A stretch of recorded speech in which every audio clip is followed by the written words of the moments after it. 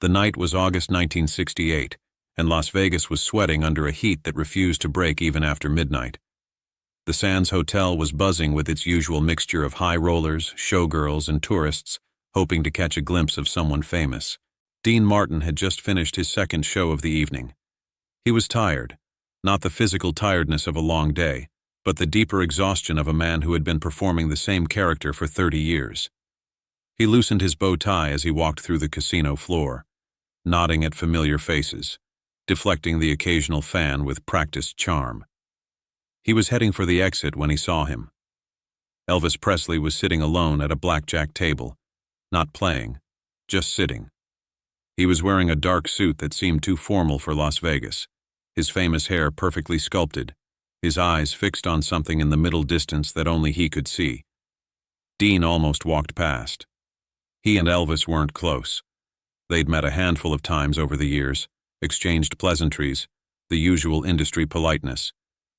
But something about the way Elvis was sitting there, alone in a crowded casino, made Dean stop. He recognized that posture. He'd seen it in mirrors. "Elvis," Dean said, sliding onto the stool next to him. "You look like a man who's thinking too hard.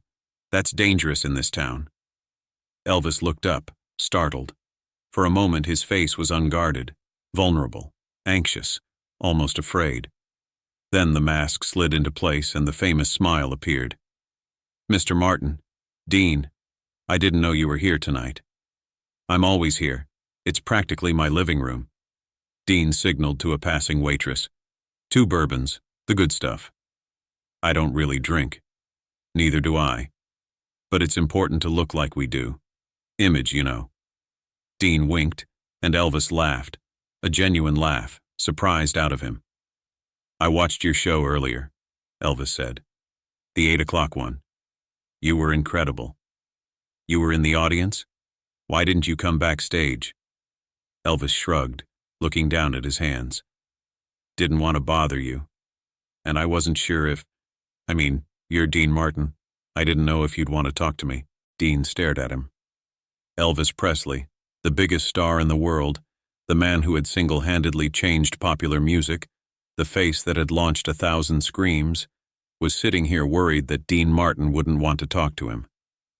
"Kid," Dean said gently, "I've been in this business for 30 years. You think there's anyone I don't want to talk to? It's different with you. You're..." Elvis struggled for the words. "You're real. Everything you do looks so easy, like you were born to do this. I've watched you since I was a teenager. You were one of the reasons I wanted to perform." Dean didn't know what to say. He'd received compliments his entire career, thousands of them, millions maybe. But there was something about the way Elvis said it, the earnestness in his voice, that cut through all the usual Hollywood flattery. "Can I tell you a secret?" Dean said. "Of course. None of it is easy. Not one single thing. Every show, every performance, every smile for the cameras, it's all work. I've just gotten good at hiding the effort." Elvis nodded slowly, as if this confirmed something he'd suspected but never dared to believe. "That's what I wanted to talk to you about," Elvis said. "If you have time.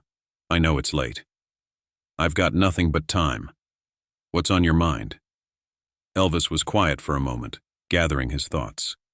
The casino noise swirled around them, the clatter of chips, the ringing of slot machines, the murmur of 100 conversations. But they were in their own bubble now, 2 men about to share something real. "I'm making a comeback," Elvis said finally. "A TV special, NBC. It's going to air in December."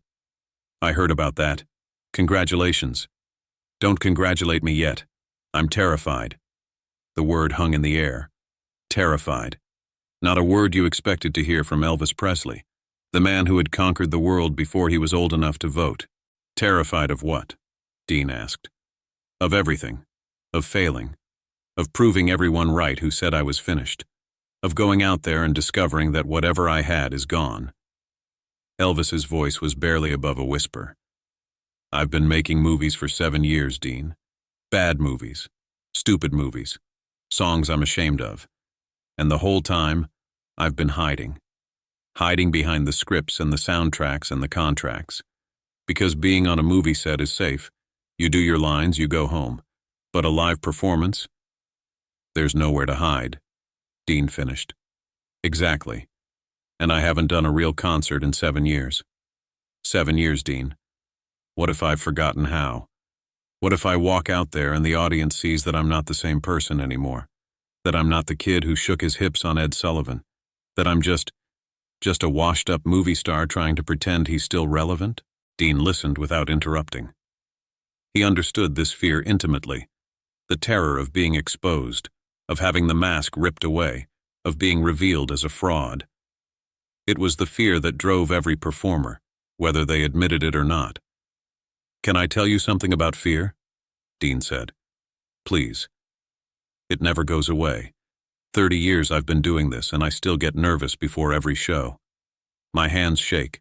My stomach churns. Every single time there's a moment when I think, this is it. This is the night they finally see through me. But you always look so relaxed. That's the act, the biggest act of all, pretending you're not afraid when you're terrified. Dean leaned closer. Here's what I've learned, Elvis. The fear isn't the enemy. The fear is the fuel. It's what keeps you sharp, keeps you present, keeps you from getting lazy. The day you stop being afraid is the day you should quit, because that's the day you've stopped caring. Elvis absorbed this, turning it over in his mind. But how do you do it? How do you walk out there, night after night, feeling that fear and not letting it destroy you? Dean thought about the question carefully. It deserved more than a glib answer. You find something to hold on to, something that reminds you who you are and why you're doing this, something that grounds you. He paused. For me, it's my kids. Before every show, I think about them. I think about making them proud, and that thought carries me through the fear. What if you don't have that? What if the people you love are the ones who want the most from you? The ones who expect you to be Elvis all the time, even when you don't know who Elvis is anymore? The question revealed more than Elvis probably intended. The loneliness beneath the fame. The isolation that came with being a living legend. The pressure of being everything to everyone and nothing to yourself. Then you find something else, Dean said. Something just for you. A talisman, a touchstone. Something that nobody else knows about. Something that carries meaning only for you. Elvis was quiet for a long moment. Then he reached into his jacket pocket and pulled something out. It was a guitar pick. Old, worn, the edges smoothed by years of use. It was made of tortoiseshell, dark brown with lighter streaks running through it. Nothing fancy, nothing valuable. Just an old guitar pick. This was my first one, Elvis said, his voice soft. My mama bought it for me when I was 11. We didn't have any money. We were living in Tupelo, barely scraping by. But she saved up, a few pennies at a time, and she bought me this pick so I could learn to play. Dean looked at the small object in Elvis's palm. It was unremarkable in every way, except for what it represented. She told me something when she gave it to me, Elvis continued. This pick is your voice, Elvis. As long as you have it, you can make music. And as long as you can make music, you'll never be alone. His eyes glistened. She died in 1958, 10 years ago. And I've carried this pick with me every single day since. That's beautiful, Elvis. It's the only thing that keeps me going sometimes. When everything else is chaos, the movies, the contracts, the Colonel, the fans who want pieces of me, I touch this pick and I remember who I was before all of it. A kid from Tupelo who just wanted to sing. Dean understood. He understood completely. The pick wasn't just an object, it was an anchor. A connection to a simpler time, a purer self, a love that asked for nothing in return. Then that's what you hold on to, Dean said. When you walk out on that stage in December, when the fear is screaming at you to run, you touch that pick and you remember. You're not Elvis the legend. You're not Elvis the product. You're that kid from Tupelo who just wanted to sing. And that kid doesn't need to be afraid. That kid just needs to open his mouth and let the music out. Elvis stared at Dean for a long moment. Something shifted in his eyes, a decision being made, a resolve being formed. Then he did something that Dean didn't expect. He held out the guitar pick. "I want you to have this," Elvis said. Dean pulled back. "Elvis, I can't. That's your mother's. That's your... I know what it is. That's why I want you to have it." Elvis pressed the pick into Dean's palm. "You just gave me something, Dean. You gave me a way to think about the fear, a way to face it instead of running from it. And I want to give you something in return. But this is irreplaceable. You said it yourself, it's the only thing that keeps you going." It was. But maybe I don't need an object anymore. Maybe what I need is to carry my mama in my heart instead of my pocket. Elvis smiled. A real smile, not the famous sneer. "And maybe you need this more than I do." "Why would I need it?" "Because I see it in you too, Dean. The loneliness, the fear, the mask you wear so nobody sees what's underneath." Elvis's voice was gentle, knowing. "You've been doing this longer than me. You've been carrying that weight longer than me. And I think maybe you need a reminder too. A reminder that underneath all the performance, there's still a real person. A person who deserves to be loved. Not for what he does, but for who he is." Dean looked at the pick in his hand. Such a small thing. Such a heavy thing. "I can't take your mother's pick, Elvis." "You're not taking it. I'm giving it. There's a difference." Elvis closed Dean's fingers around the pick. "My mama would have loved you. She loved your music. She used to sing 'That's Amore' while she cooked dinner. She would have wanted you to have this." Dean felt something break inside him. A wall he'd built decades ago, crumbling under the weight of unexpected kindness. He blinked rapidly, fighting the moisture in his eyes. "I don't know what to say." "You don't have to say anything. Just keep it. And when things get dark, when the mask gets too heavy and you don't know who you are anymore, touch that pick and remember, you're not alone. Someone sees you. Someone understands." They sat together for a while longer, not talking, just existing in the shared space of mutual recognition. Two performers, two prisoners of their own fame, finding a moment of genuine connection in the artificial paradise of Las Vegas. When they finally parted, Dean slipped the pick into his wallet. He would carry it there for the next 27 years, through 3 more marriages, the death of his son, the slow retreat from public life, the long, lonely evenings watching westerns in his den. Through all of it, the pick stayed with him. He never told anyone about it, never explained why he would occasionally reach into his wallet and touch something hidden there. Never revealed the gift that Elvis Presley had given him on a hot August night in 1968. The '68 comeback special aired on December 3, 1968. Elvis walked onto that stage and gave the performance of his life. He was raw, powerful, dangerous. Everything he'd been afraid he'd lost.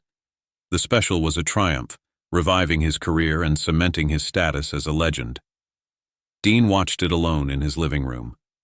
When Elvis appeared on screen, leather-clad and magnificent, Dean reached into his wallet and touched the guitar pick. "You did it, kid," he whispered to the television. "You found your way back." The years that followed were complicated for both men. Elvis's comeback led to the Las Vegas residencies, which led to exhaustion, which led to pills, which led to the sad, bloated figure that shuffled onto stages in the mid-70s. Dean watched from a distance, powerless to help, carrying the pick that felt heavier with each passing year. They saw each other occasionally. Vegas crossings, industry events, the random encounters that happen when you live in the same orbit. Each time, there was a silent acknowledgement between them. A nod. A look. A recognition of the bond they'd formed that night at the blackjack table. In August 1977, Elvis Presley died at Graceland. He was 42 years old. Dean was in his den when he heard the news. He sat very still for a long time, holding the guitar pick, remembering the young man who had given it to him 9 years earlier. The young man who had been so scared of his comeback, so uncertain of his own worth, so desperate for someone to tell him he was more than just a product. "I hope you found peace, kid," Dean said to the empty room. I hope wherever you are, your mama's singing and you're finally free." He put the pick back in his wallet and continued with his day. There was nothing else to do. The show had to go on. It always had to go on, even when your heart was breaking. Dean Martin died on Christmas Day, 1995. He was 78 years old, and he had been dying slowly for 8 years, ever since his son's plane went down on that mountain in California. When his daughter Deanna went through his personal effects, she found his wallet in the nightstand drawer. Inside, in a small pocket that she'd never noticed before, was an old guitar pick. Tortoiseshell. Worn smooth by years of handling.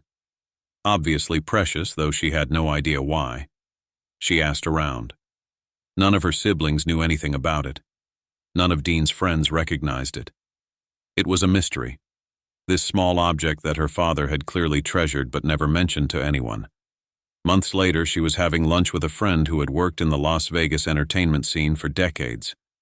Deanna mentioned the pick, described it, asked if it meant anything. Her friend's face went pale.